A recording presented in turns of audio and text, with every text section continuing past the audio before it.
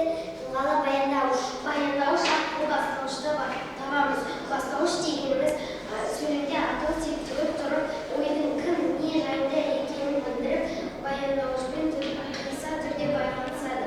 Бастауыштың негізгі сұрақтары кім, не, кімдер келеді. Тағы басқа сұрақтар. Көтереді. Кім? Азамат. Дара затисында атау тұлғалы бастауыш. Бастауыш пен баяндауышты қатыстыра отырып сөйлемнің тұрлаусыз мүшелерін табамыз. Тұрлаусыз мүшелер деген сөйлемде жіктеліп келіп, тұрлаулы я басқа мүшелерді анықтап, толықтап, пысықтап тұратын сөздер. Азамат несімен істегенін мойнымен көтереді, қолымен. Дара затисында атау тұлғалы толықтауыш. Мен көмектесетінінің жауабы. Азамат қолмен істегенін несімен көтереді, мойнымен. Дара затисында атау тұлғалы толықтауыш. Мен көмектесетінінің жалғауы.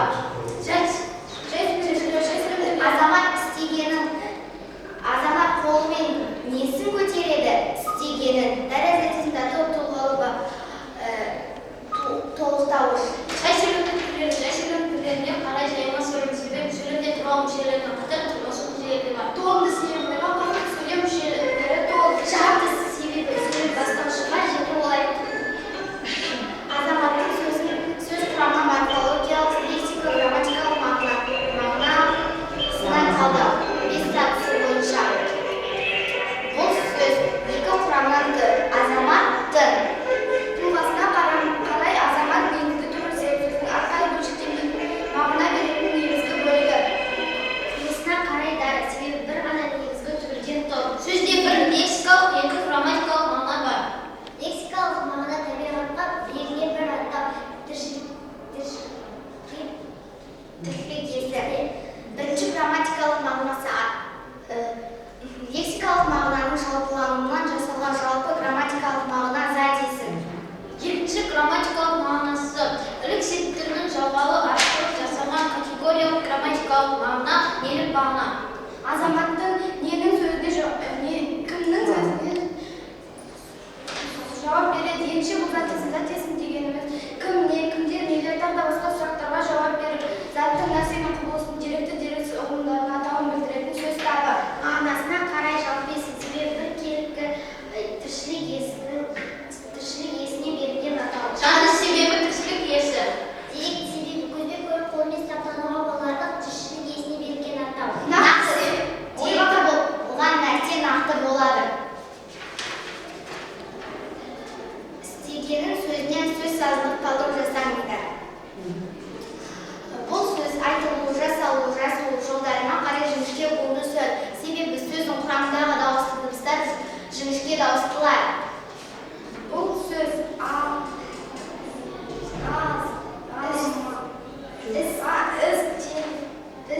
істегенім болып төрт буынға бөлінеді. Себебі сөздің құрамында төрт дауысты дыбыс бар. Іс буыны, тұйық буын. Себебі буын дауысты дыбыстан басталып, дауысты дыбысқа аяқталып тұр. Ге буындары ашық буындар себебі буындар дауыссыз дыбыстардан басталып, дауысты дыбыстарға аяқталып тұр. Мен бұны бөтен буын себебі дауыссыз дыбыстан басталып, дауыссыз дыбысқа аяқталып тұр. Бұл сөз істегенін болып екі жағдайда жасқанады. Себебі буын төрт буыннан құралған, немесе буын түріне сәйкес басқарылған. Қазақ тілінде сөз екпін орны біршама тұрақты сөзге қосымша жалғанған сайын екпін сөздің соңғы буынына қарай өсіп отырады. Сондықтан бұл сөзге екпіннің буындағы дауысты дыбысына түсіп тұр. Сөзде түбір мен қосымшаның арасында буын үндестігі бар. Себебі түбір сөз жіңішке болғандықтан оған жалғанатын алғашқы жіңішке нұсқасы келіп тұр. Сондықтан біз оның та жуаннан басталатын нұсқасын алмаймыз. Сөзге екінші бірінші буыны жіңішке болғандықтан оған жалғанатын екінші қосымша жіңішке нұсқасы келіп тұр. Сондықтан біз оның жуан нұсқасын алмаймыз.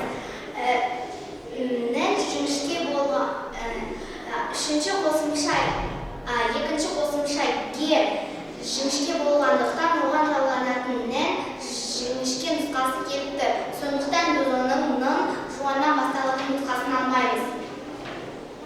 Сөздер дыбыс үндестігі түбір мен қосымшаның арасында кедергілік құрал бар. Себебі түбірдің соңғы дыбысы с қатаң болғандықтан өзіне жалғанатын қосымшаның да алғашқы дыбысы т қатаңынан бастауын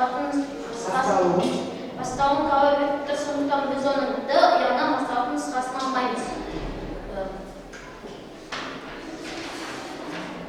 Қолмен сөзіндегі дыбыстарға математикалық тәсілмен дыбыстық мінездеме беріңіздер. Белгілі, қолмен сөзінде қанша дыбыс бар, оның неше дауысты екенін сізден сұрайды. Қолмен сөзінде жеті дыбыс бар, оның үшеуі олар о, е дауысты дыбыстар. Себебі бұл дыбыстарды айтқанда өкпеден шыққан ауа ауыз қуысында ешбір кедергіге ұшырамай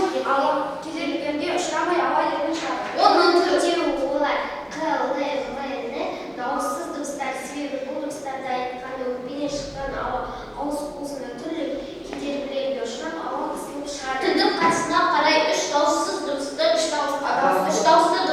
екеуі олар о, тіл арты немесе жуан дауысты дыбыстар. Себебі бұл дыбыстарды айтқанда тілдің ұшы сәл артқа қарай тартылып, сәл дыбыстеледі. Оның біреуі ол тіл алды немесе жіңішке дауысты дыбыс. Себебі бұл дыбыстарды айтқанда артқа қарай созылып, сөз сәл төмендейді. Жақтың ашылу дәрежесіне қарай үш дауысты дыбыстың екеуі олар о, е жартылай ашық дауысты дыбыстар. Себебі бұл дыбыстарды айтқанда жақтар ашылып, ауа қысылып шығады. Оның біреуі ол қысаң деп бұл дыбыс айтқанда дауысты дыбыстар.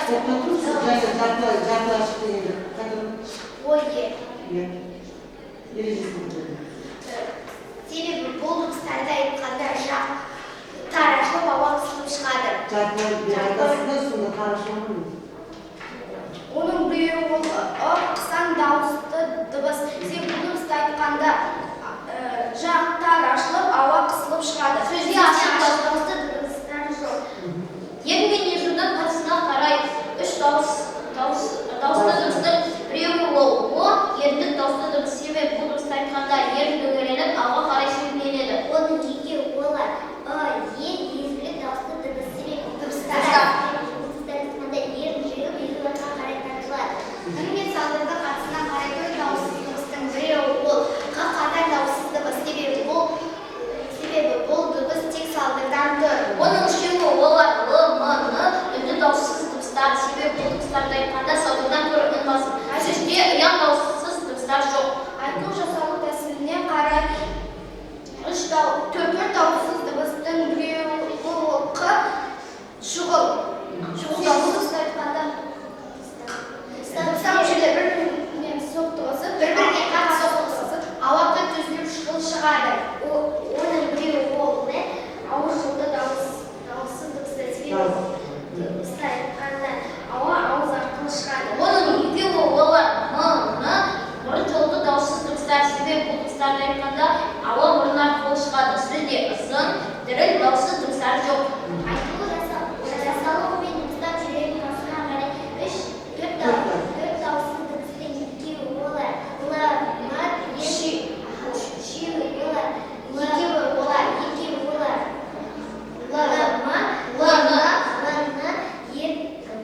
тіл алты дауыссыз. Оның біреуі ол қ, тіл арты дауыссызы.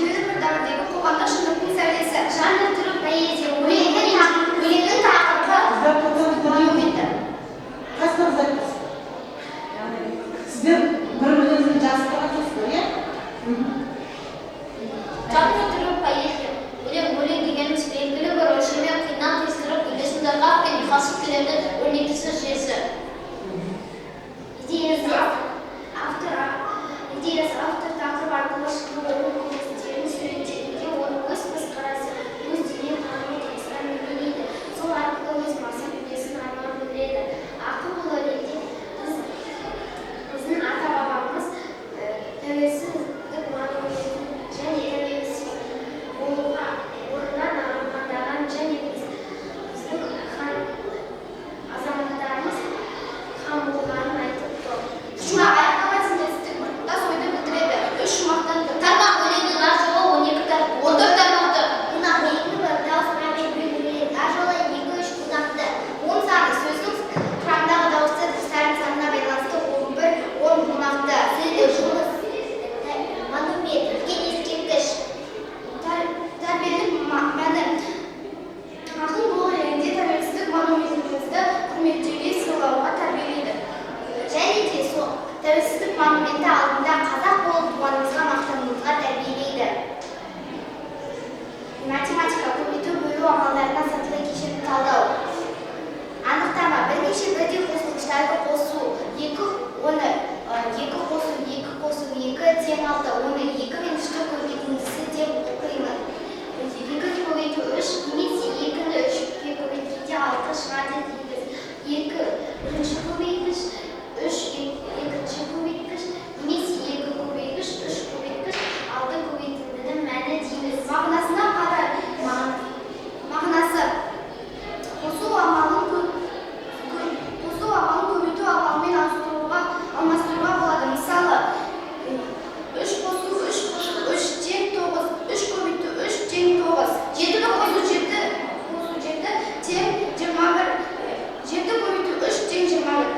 Қасиеті: 3 көбейту 0 тең 0. Себебі кез келген санды 0-ге бөлсек, 0 шығады. 3 көбейту 1 тең 3, 4 тең 4. Себебі кез келген санды 1-ге бөлсек, сол санның өзі шығады. 1 көбейту 4 тең 4. Көбейту амалының заңдары. Көбейтудің ауыстырымдылық заңы. 2 көбейту 5 тең 10. 5 көбейту 2 тең 10. Себебі көбейткіштердің орнын ауыстырғанда көбейтіндінің мәні өзгермейді. Көбейтудің терімділік заңы.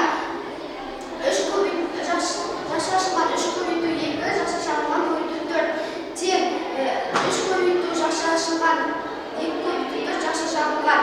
Себебі кез келген алдымен 2 санды көбейтіп алып немесе соңғы 2 санды көбейтіп онан соңғы бірінші санмен көбейткенде көбейтіндінің мәні өзгермейді. Көбейту амалының үлесі: кез келген А, Б және С сандары үшін жақша ашылған А көбейту Б жақша шағылған көбейту С тең А көбейту жақша ашылған Б көбейту С жақша шағылған. Көбейтудің үлестірімділік заңы. Жақша ашылған 2 қосу 5 жақша жабылған көбейту 2 тең 2 көбейту 2 қосу 5 көбейту 2. Себебі кез келген сандар өзара көбейткенде алдымен әр санды жеке-жеке оған көбейтіп, соған шыққан санды қосу керек. Кез келген А және Б, С сандары үшін жақша ашылған А қосу Б жақша жабылған көбейту С тең А көбейту С қосу Б көбейту С. Анықтама: белгілі көбейткіш пен көбейтіндінің табуға арналған математикалық амал. Тану, жазу, оқылуы. 8 бен 4, 8 бен 4-тің бөлінісі 8-ді 4 немесе 8-ді 4-ке бөлеміз. 8 бөліп 4. Мағынасы: бөлінетін санды бөлінгіш дейміз, бөлетін санды бөлгіш дейміз. Ал нәтижесінде пайда болған санды бөліндінің мәні дейміз. Қасиеті: санды 0-ге бөлуге болмайды. Кез келген бірге бөлсек, сол санның өзі шығады. Егер бөлінгіш пен бөлгіш бірге болған жағдайда, бөліндінің мәні 1-ге тең болады. Амалдарды орындау. Егер есептерге көбейту мен бөлу қатар келсе, онда амалдар ретімен орындалады. Дәлелдеу: көбейту мен бөлу өзара кері амалдар болғандықтан көбейтуді бөлумен тек сатылы кешенді талдау жасаңыздар. Анықтама: төбелер жер бедерінің күмбез пішінді көтеріңкі бөлігі. Тану: төбесі беткейі етегі жердің әсерінен үгінділер мен топырақтың бір жерге жиналуынан, сондай-ақ алыса таулардың үзілуіне нәтижесінде пайда болады. Қасиеті: төбесі беткейі